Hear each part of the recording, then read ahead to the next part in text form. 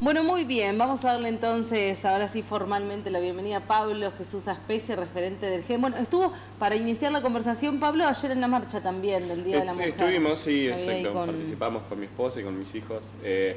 Sobre todo porque nuestro espacio considera a la mujer como un complemento fundamental del hombre, ¿no? Ni más ni menos, sino que consideramos que, bueno, que es necesario generar condiciones de igualdad en toda la sociedad, una humanidad como un todo, ¿no? No como, bueno, como partes, sino que como un todo, pensar a la sociedad como un conjunto donde todos somos iguales. Ahora vamos a hablar de la situación de la seguridad en Las Tunitas, pero arranquemos por lo político, si querés, como referente del partido. ¿Cómo están trabajando, pensando, bueno, que estamos en un año acá desde Tandil? Sí, bueno, justamente esta tarde vamos a hacer una conferencia de prensa donde la idea es presentar los ejes de trabajo para el 2017. Hablamos de ejes de trabajo para este año y no de plataforma electoral, porque consideramos de que la política es una herramienta para transformar la vida de la sociedad, de las personas, ¿no es cierto?, para transformar nuestra sociedad, una sociedad que tiene muchos aspectos que cambiar y no puede estar esta cuestión supeditada a la cuestión electoral nada más, ¿no? Necesitamos desarrollar ejes de trabajo que perduren más allá de las cuestiones que tienen que ver con lo electoral. Independientemente de esa agenda, ¿no? Como que generalmente en época electoral se acuerdan más de los problemas, y la verdad que tenemos que seguir trabajando como espacio político más allá de lo que suceda.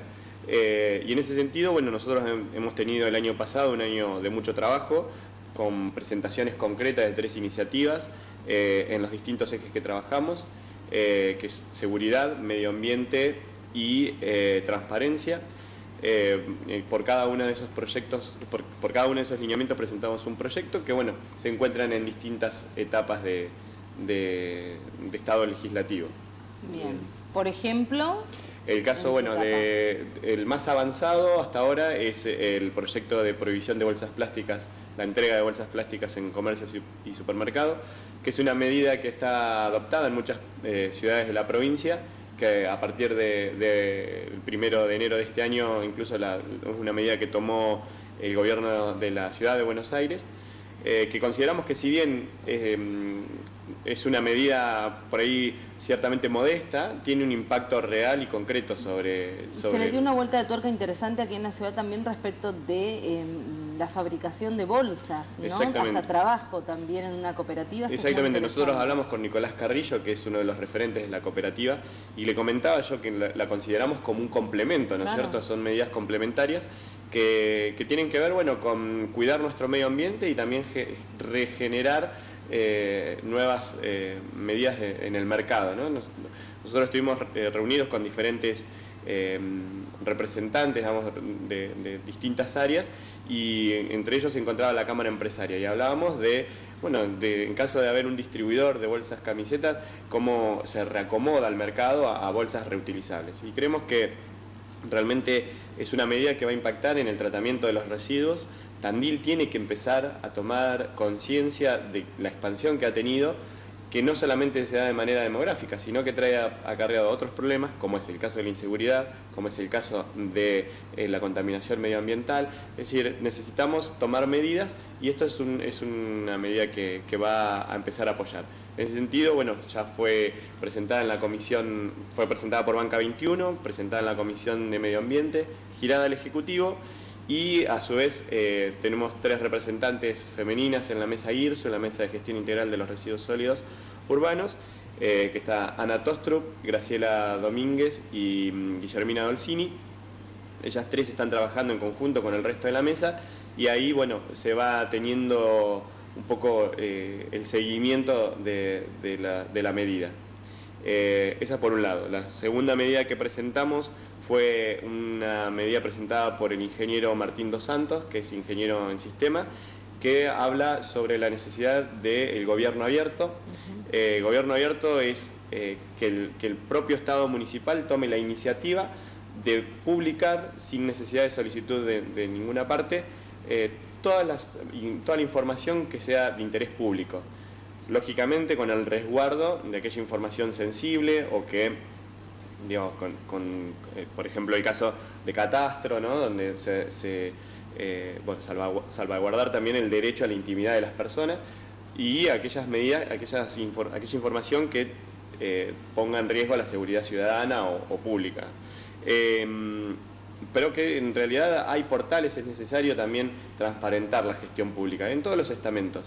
Creemos que este es un gobierno que no tiene, el gobierno local, ¿no es cierto?, índices de corrupción altos, pero es justamente necesario. Venimos de una... Perdón, no tiene índices de corrupción altos. Sí. O sea, ¿que han detectado ustedes, digamos...? No, pero digamos, a veces hay manejos desprolijos que uno no cree que lo haya hecho con intención de hechos de corrupción, pero sí hay a veces ciertos movimientos que tienden a formar parte de una manera de trabajo ciertamente desprolija, que este tipo de portales, los portales de datos, por ejemplo, el caso más avanzado es el de Bahía Blanca, permiten generar una manera de gestión pública totalmente transparente y distinta a la que tenemos, ¿no? De hecho, nosotros que estamos, bueno, por ahí, la pregunta es quién va a acceder a estos datos, y la verdad que también necesitamos hacer escuela y enseñar al ciudadano común a acceder a los datos. Claro. Nosotros somos defensores, por nuestro trabajo, de la participación ciudadana, y creemos que la gente tiene que participar más, y para participar tiene que tener derecho a acceder a información. Sí. Y el tercer punto, así muy brevemente, es el de asistencia integral a la víctima, que se lo entregamos a Tilio de la Magiora, que es, bueno, nosotros en cierta medida esperábamos que se nos convoque para, incluso él se había comprometido a presentarnos lo que, bueno, después fue Asistan, que es esta medida que plantea la asistencia material. Nosotros consideramos que hay tres ejes en los que el Estado municipal tiene que estar asistiendo a la víctima, lo decimos desde el punto de haber sido víctimas en reiteradas ocasiones. En asistencia material, ¿sí? Nosotros casualmente vengo de un último robo, donde también nos patearon la puerta y eso genera un gasto extra además de lo robado. Y la inseguridad siempre golpea en los sectores más vulnerables. Entonces, de pronto nosotros podemos hacer frente a los costos que genera la reparación de la puerta, pero hay familias que no. Entonces, eso por un lado creemos que el Estado municipal tiene que estar haciéndose cargo. Asistencia integral en salud, no solamente física, sino también psicológica. El delito genera un estado de indefensión que a veces es muy difícil, sobre todo yo lo veo en los nenes míos, que gracias a Dios ellos lo resuelven fácilmente, pero a veces es muy difícil convivir con situaciones de inseguridad cotidianas. Y también asistencia judicial, ¿sí? Porque a veces el ciudadano común no sabe ni siquiera dónde hacer la denuncia. ¿Y vos crees que desde Asistan, que fue presentado también hace algunos días, tomaron parte de lo que fue el proyecto presentado por el GEN? No, creemos que se podría haber hecho algo complementario y superador, sí.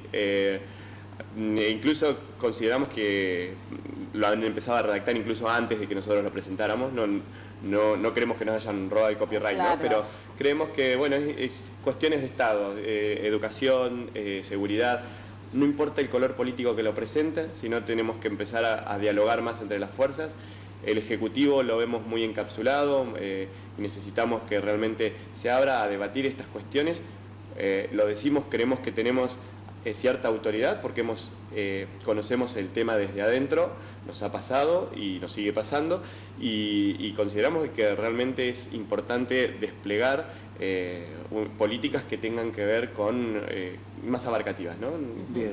Muy bien, y continuamos aquí en el desayuno con Pablo Jesús Aspesi, referente del GEN y también del barrio Tunitas, así que este bloque vamos a dedicarlo, y lamentablemente, ¿no? Nuevamente para hablar de, bueno, hechos delictivos que siguen sucediendo en el barrio, Pablo. Así es. Nosotros este año, la Comisión Vecinal, nos reunimos hace aproximadamente 20 días, a principios de mes, y nuestra propuesta fue salir del tema de la inseguridad y empezar a abordar cuestiones que tienen que ver con las obras que todavía faltan para el barrio, que habían sido prometidas y no se habían dado, concretamente obras de gas, cloaca y mayor iluminación. Y lamentablemente nos encontramos en el transcurso, digamos, de la tarea que la inseguridad sigue siendo el gran problema que seguimos teniendo. Incluso había habido algunos avances, consideramos que, digamos, se había trabajado bien, pero realmente no, tenemos situaciones que se repiten. Nosotros atendemos a la inseguridad como una cuestión integral, una cuestión mucho más amplia que lo que es netamente punitivo. Consideramos que solamente la presencia policial no nos puede garantizar más seguridad. Y en ese sentido se fue avanzando, pero llegó un momento que se estancó. Nuevamente vemos terrenos baldíos abandonados con pastos muy altos que generan, bueno, el depósito el descarte, digamos, de material robado. Vemos que no hay contención para los menores, los grupos que se siguen juntando en las esquinas siguen estando, mirando el movimiento. De hecho, nosotros antes de ayer viajábamos para el centro y a mitad de camino nos vieron que salieron y nos entraron nuevamente a robar a casa. ¿Otra vez? Otra vez. Contabilizamos el 21 robos. Vigésimo primer robo. Bueno. Todos denunciados como corresponde, pero nunca, también, si este es el 21º, tenemos por lo menos 18 causas archivadas, ¿no? En donde nos llega el archivo de la causa y queda todo ahí. Porque consideramos que, bueno, realmente la justicia es muy lerda, hay veces que se resuelve, vamos a decirlo con algunos eufemismos, se resuelve de manera personal o que cada damnificado resuelve la situación. Vamos por parte. Primero, ¿qué te robaron ahora esta última vez? Nos patearon la puerta, nos entraron a la casa y nos robaron nada más que una bicicleta, que era de mi esposa, que se la habían prestado, tampoco era nuestra. ¿Por qué le habían prestado la bicicleta? Porque hace un mes nos habían robado la de ella, del patio de casa. Hace un mes nos robaron la bicicleta, le prestan una y antes de ayer la vuelven a robar. ¿Cuánto vale esa bicicleta? La verdad que no tenemos bien el valor, pero más o menos 5.000 pesos, una cosa así. Una bicicleta buena que realmente agradecemos también a Romina, que se la había prestado a mi esposa, porque es su medio de transporte para todas las mañanas ir al trabajo. Ya entra a trabajar 8:30 y bueno, se maneja en bicicleta. Y cuando vos hablás vos dijiste algo como que cada vecino cuando sufre un robo tiene que arreglárselas por sí solo, no sé si para recuperar las cosas, para buscar justicia, que lo veo muy difícil. Digamos, explayate un poquito más en esto. Sí, digamos, ¿cómo se manejan en el barrio? Más allá de las cuestiones que deberían ser, acá estamos aclarando que por un lado va la justicia y por otro lado es la realidad. La realidad, la supervivencia del más apto. Exacto. Nosotros vemos de que justamente algo que siempre, incluso desde el Foro de Seguridad, a quien también agradezco el acompañamiento, porque son ciudadanos comunes, representantes de distintas instituciones de nuestra ciudad, que se comprometen con el damnificado y acompañan. Pero incluso esto lo conversamos, de qué es lo correcto, de qué es lo ideal y qué es lo real. Y ante la inoperancia del sistema judicial, ante efectivos, nosotros sabíamos, digamos, algunos vecinos nos decían, miren, la bicicleta se fue por allá, por acá, y la policía parada en la puerta de casa, digamos, no hubo una actitud proactiva de búsqueda. Quiero vivir una situación. Un vecino ve aparentemente quién se lleva la bicicleta y da detalles también a la policía de quién puede haber sido, para dónde salió la bicicleta. ¿Qué hace la policía en ese instante? Nada, se quedan ahí, bueno, dicen vamos a hacer una recorrida porque necesitas realizar los pasos formales, que es hacer la denuncia. ¿Realizás que se vaya quien robó la bicicleta? Denunciás, claro, denunciás. Si tenés algún dato de la persona, nosotros en realidad no la teníamos identificada. Eso va a Fiscalía y en Fiscalía se pide la orden de allanamiento, que es librada por un juez. Para todo esto la bicicleta ya fue ubicada. Sí, ya le cambiaron el color. Vamos. Con lo cual, a esto es lo que vamos, hay dos maneras de manejarse. O el apriete, digamos, la justicia por mano propia, mucha gente está armada y no es nuestro caso, ¿no? Porque si hay algo que, digamos, no... pero mucha gente resuelve por mano propia, O la otra, que se está dando muchísimo y que no solamente nos pasa a los vecinos, sino que hay muchos ciudadanos de Tandil, lo digo con conocimiento de causa porque he estado con muchos de ellos, terminan pagando para recuperar sus propias propiedades. Pagándole al delincuente que le robó. Exactamente. Para recuperar su propiedad. Exactamente. ¿La transacción se hace cara a cara? O sea, el ladrón con el damnificado. A veces hay un intermediario, pero esto sucede hace mucho tiempo. A mí me han pasado hasta con un caniche toy, me he enterado de que ha habido un perro que me han dicho, me contactó tal persona que la tiene tal otra y necesito pagarle a ella y ella me trae el perro. Como situaciones así que se dan cuando hay un vaciamiento de las instituciones que tienen que operar. Pablo, ¿y cómo es esto? Insisto en la pregunta de Paola, ¿no? ¿Esto el cara a cara o a través de alguien? A través de alguien, generalmente se da a través de alguien.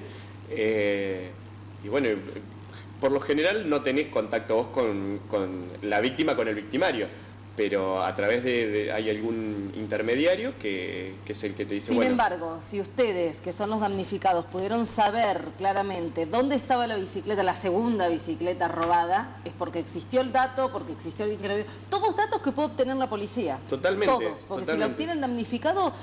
Y uno, ¿sabes qué?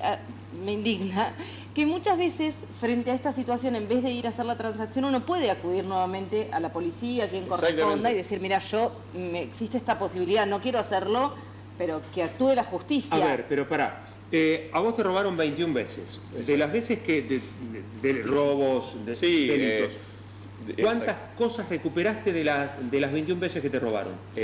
Un DVD que una vecina dice, disculpa, no sabía que era tuyo y me lo devolvió. ¿Pero qué? Lo había comprado. Lo había comprado. Esa fue una de las primeras acciones que empezamos a hacer desde pero no te la devolvió la justicia porque... No, de parte de la justicia nunca recuperé nada. Claro. Y bueno, y en el caso de la bicicleta, que mi esposa fue y pagó 1.500 pesos para recuperarla. O sea, tu esposa tuvo que pagar para recuperar la bicicleta que le habían prestado porque le habían robado su bicicleta. Exacto. Y así... Se pasó una maniobra totalmente ilegal, porque convengamos que uno tiene que meterse en un circuito legal para recuperar algo. Claro. Sí, no. La verdad lo tomamos con humor porque... Esto parece... Sí, 21 veces. Te lo cuentan y no lo crees y no te lo cuenta un protagonista de la historia. Parece ficción. Y la verdad que en el trabajo que tenemos nos encontramos con muchos casos de estos, donde ya, repito, quienes tienen que ocuparse de la situación no se ocupan, y este es un peregrinar que ha tenido... Que hemos hecho, incluso el foro de seguridad también se ha reunido con fiscales, de ver de qué manera podemos agilizar las cuestiones, porque... Yo sabes lo que espero, Pablo, es que espero no escuchar a nadie que diga, pero Pablo le da mucha manija al tema de la inseguridad porque pertenece a un partido político que no es el gobierno de Tandil. No, para espero nada. que nadie diga eso. Hay que desestimarlo de todas maneras. Espero. No, porque aparte, como yo por ahí soy la cara visible y lo digo, pero les puedo asegurar que hay muchas otras personas que pasan por la misma situación, muchísimas. De hecho, yo estaba en la comisaría realizando la denuncia y una persona conocida de mi papá que dice, vengo a levantar una denuncia de una moto robada, también en zona de Tunitas. Escuchen esto, por favor, pues. Vengo a levantar la denuncia, con lo cual... cuando después vemos las estadísticas bajan porque la gente levanta las denuncias, porque esa es otra, porque la había recuperado, la había pagado también. En ese caso pagó 2.000 pesos por su propia moto. O sea, no lo digo porque justamente como vos decías, Claudio, porque no estoy en el gobierno y pertenezco a un partido político, sino que realmente es una situación que está pasando en Tandil, que hay que ocuparse, que realmente necesitamos que todos los actores que participan en la cuestión de la seguridad, policía, el municipio a través de la Secretaría de Protección Ciudadana y la justicia realmente tomen cartas en el asunto porque es una situación muy compleja. ¿Qué pasó, no sé si se podrá contar esto o no, de un menor que habían detenido, que había robado una moto? Exacto, se roba. Eso también son comentarios que la propia policía nos dice, que habla también del sistema penal que tenemos, o las leyes que se ejecutan, mejor dicho, un menor que es entregado a sus progenitores y en el transcurso. ¿Por qué lo habían...? Por robo de una moto, lo detienen, se lo llevan a la comisaría, se lo entregan a sus padres porque no pueden permanecer más de 24 horas, Sí, un menor menos, de 2 horas, me parece. Entonces se lo entregan a sus padres y en el transcurso de la comisaría a su casa se roba otra moto para llegar a su casa más rápido. Esa es la situación que se vive, digamos, donde digamos, la reincidencia no importa, donde bueno, digamos, hay un montón de situaciones que, es más, yo cuento esto hoy y estoy pensando también en cuidar mi integridad, porque muchas veces viene el revanchismo, entonces yo tengo que volver a mi barrio y encontrarme con las familias y con los menores. Yo tengo mis nenes, conversábamos en la pausa, realmente ellos lo resuelven muy bien. Tengo 2 nenes chicos. ¿Qué edades tienen? 10 y 6 años. ¿Cómo se adaptan a esta realidad? Y lo resuelven, a veces nosotros tratamos, mira, con el más chiquito, tratamos siempre, teníamos algunos inconvenientes en quedarse en el jardín, y conversando con el equipo de orientación, ellos decían, ustedes tienen que mostrarle que el jardín es un lugar seguro y que el mundo es un lugar seguro. ¿Y cómo hacemos, no? ¿Tengo miedo de quedarse en el jardín? Miedo de quedarse en el jardín. Miedo de quedarse solo sin mamá y papá, digamos. Y bueno, y replantearte cómo formás a tu hijo y cómo le inculcás el valor de un mundo seguro cuando estás Cuando ellos están durmiendo en su habitación y escuchan tiros, escuchan piedras, entran a robar a su domicilio, como le pasa a muchas familias. Porque Pablo es solo. Pablo porque sale a hablar, pero digamos, acá estábamos recibiendo mensajes mientras hablábamos con vos, dice, todo lo que dice Pablo es verdad, yo vivo en Las Tunitas y estamos cansados de ir a sacar turno para bebé, te roban, supongo que debe hablar de la sala de salud. Las mujeres que estaban en la salita de salud me contaron que todos pasaron por robos y que están cansados de esta situación. Sí. Bueno, uno de los mensajes. Y no es estigmatizar, porque hay que dejar de pensar que por hablar de una realidad se está estigmatizando un barrio. Pasa en muchos lugares, acá tenemos otras zonas, La Prida, Neuquén, Mendoza, Ugarte. La semana pasada tuvimos reunión con la cúpula policial, hay muchos lugares inseguros. Otro mensaje relacionado con eso, dice, es verdad lo que dice Pablo, y pasa en Villa Aguirre, en Arcoíris, en Movediza, en todo Tandil, dicen acá. Exacto, no es una situación propia de un barrio.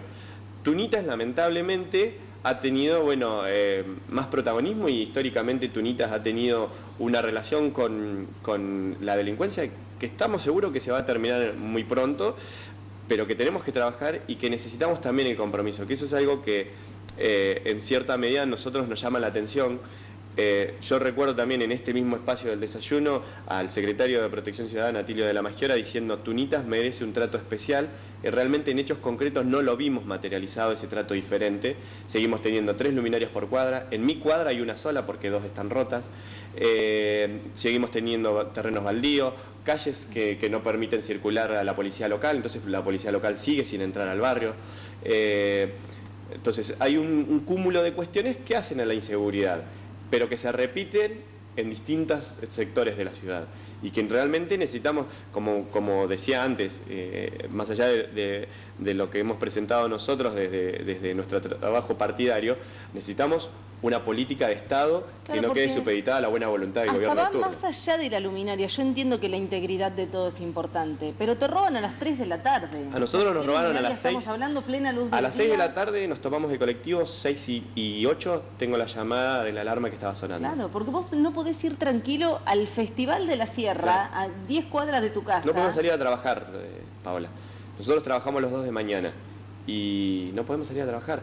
Dependemos de la buena voluntad del vecino que está mirándonos la casa, las familias que... Igual como cuánto coraje, ¿no? Poder contar inclusive estas cuestiones de horarios y todo, como se anima Pablo, a hablar de su familia, hablar de sus hijos, que es algo que, bueno, a esta altura ya lo conocemos aquí en Tandil, pero qué coraje, porque realmente le siguen pasando cosas en su domicilio. La verdad, creemos mucho en Dios y bueno, y eso es lo que nos mantiene también muy firmes. Y bueno, yo creo que hay 2 caminos, la acción o la indignación, después de la indignación tenés o la resignación o la acción.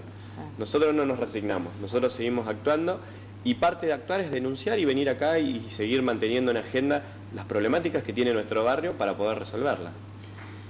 Pablo, te agradecemos muchísimo que hayas venido acá y el coraje también para contar estas cosas. Ojalá que sirvan, que sirvan de algo, porque estamos un poco cansados siempre de escuchar los mismos relatos, cómo se van incrementando. 21 robos. 21 veces, sí, yo me quedé pensando en lo mismo. 21 veces le entraron, le robaron le balearon la casa. Pero ¿Recuerdan además, el hecho cuando exacto, le balearon la casa a Pablo? hay que pensar en una cosa. El licenciado Pistone, en una oportunidad, estuvo hablando de lo que a uno le genera una sola vez un hecho delictivo. Que a uno le entren una sola vez en su domicilio, o que te roben en la calle, o que te suceda cualquier cosa. Esto, el trauma que te genera. Mucha gente empieza con ataques de pánico, tiene que quedarse...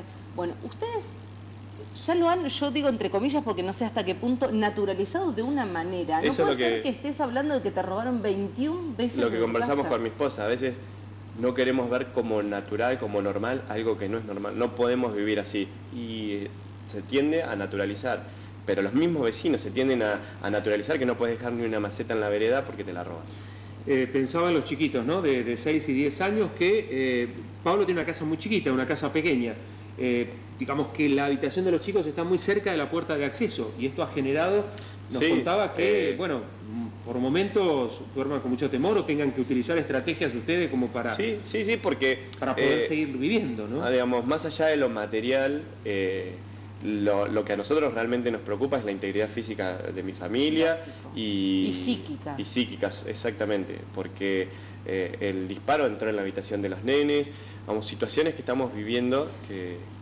¿Sabe que de boca de los propios niños de Pablo, los nenes cuando tuvieron que irse del barrio por todos los hechos delictivos que estaban sufriendo, ya era muy terrible porque había tiros y había cosas realmente graves, más allá de que tenían mucho miedo de estar en su casa, ellos extrañaban la placita que tenían enfrente y jugar con sus vecinos. Y querían volver al barrio para jugar en la plaza. Tuvimos 9 meses fuera de casa y íbamos porque ellos querían encontrarse con sus amiguitos del barrio. Jugar en la plaza de enfrente. Y esta cuestión de seguir apostando a nuestro barrio, es nuestro lugar y creo que en algún momento se ha dado algo que es una lucha de poder, ¿no? Entre nosotros que queremos un barrio y otro grupo que pinta las tunas manda y amedrentan con eso. Eso es una frase... Exacto, está plasmada en las paredes, en clara alusión hacia el resto.